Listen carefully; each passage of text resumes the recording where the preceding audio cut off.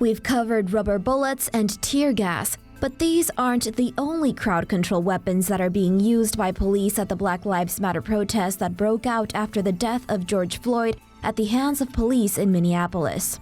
Law enforcement are also launching pepper spray, sting ball grenades, and flashbangs. But how do these work and how do they affect protesters? Here is what you need to know. Chemical irritants used as crowd control weapons such as pepper spray and tear gas contain a chemical commonly known as CS gas, which can cause a burning sensation and inflammation in the eyes, mouth, throat, and lungs, Reuters reports. Flashbangs, also known as stun grenades, are considered disorientation devices. The sound and bright light flashbangs emit when they explode stun those standing around their explosion.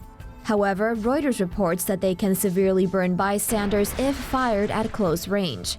The flash and sound emitted by flashbangs can cause temporary loss of hearing and sight, as well as loss of balance.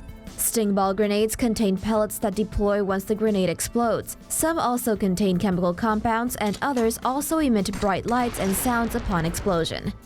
Did you miss our other 2 stories on other types of crowd control weapons? Don't worry, we got you.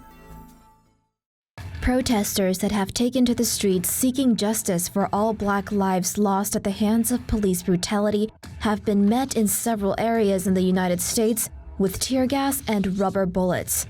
Concern over the use of these crowd control tools are often dismissed by law enforcement, as such weapons are thought to be less lethal. But are they? Here is what you need to know about rubber bullets and the deadly effects they can have on those who are injured by them. Rubber bullets fall under the category of kinetic impact projectiles that are used for crowd control purposes by law enforcement. According to a 2016 report by Physicians for Human Rights and the International Network of Civil Liberties Organizations, rubber bullets can be spherical or cylindrical and can be made of hard rubber, plastic, or PVC. They can also be fired as single shots or in groups of multiple projectiles within a cartridge. Not all crowd control projectiles are made of rubber, though. San Antonio journalist Mark Dunphy shared a photo of his injuries on Twitter after being shot by a wooden projectile. According to a report published in BMJ Open in 2017, rubber bullets can cause serious injuries and even death. The study found that out of 1,984 individuals who sustained injuries from kinetic impact projectiles, 53 died and 300 were permanently disabled from the injury. 71% of the survivors had severe injuries. If an individual receives a shot from a rubber bullet in the neck, it could lead to permanent damage or a deadly injury to their airways. A shot sustained in the eye could lead to losing it, and a point-blank shot could lead to death. According to the report by Physicians for Human Rights and the International Network of Civil Liberties Organizations, rubber bullet impacts affect bones, muscles, and limbs most severely. So, Tomo Sapiens, if you're participating in any of the protests, more power to you. Just remember to be careful out there. The Los Angeles Times has reported that a group of lawmakers are pushing a bill that would ban police from using chemical weapons in the course of policing activities.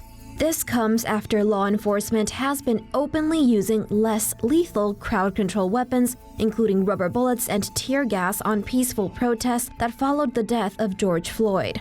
Citing Sven Erik Hjort, an associate professor of anesthesiology at Duke University School of Medicine, the LA Times reports the U.S. military themselves had studied the effects of tear gas on 6,000 healthy recruits. Their results showed that these recruits were much more likely to develop a respiratory disease. So why are law enforcers in the U.S. using tear gas against civilians? What chemicals are in it? And how do they affect our health? Here is what you need to know.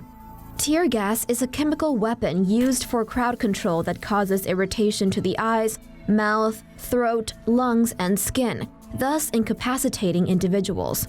The most common chemicals found in a tear gas canister is 2-chlorobenzalmalonitrile, commonly known as CS gas, and chloroacetophenone, a component that the Centers for Disease Control and Prevention describes as having a sharp, irritating odor. CS gas was widely used by American troops in the Vietnam War. Individuals exposed to tear gas may experience wheezing, shortness of breath, and vomiting, along with a burning sensation in their eyes, nose, and skin. If exposed to the anti-riot agent for a prolonged time, individuals can develop serious eye illnesses, such as scarring, cataracts, and glaucoma. It may also lead to respiratory issues such as asthma. For more news animations and explainers, hit the subscribe and bell button to join the Tomo News family. Thanks for watching.